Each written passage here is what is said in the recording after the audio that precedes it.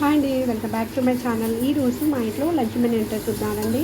ఈరోజు వెనస్డే కదండి, non veg అనమాట. సో చికెన్ ఫ్రై కొరియాండర్ వేసి గ్రైండ్ చేసి చేశాను అనమాట. ఇది ఫుల్ వీడియో చూడాలనుకుంటే మీరు షార్ట్కి వెళ్ళి చూడొచ్చు, కోమ్లీస్ కిచెన్ షార్ట్కి వెళ్ళి. తర్వాత చికెన్ గ్రేవీ చేశాను,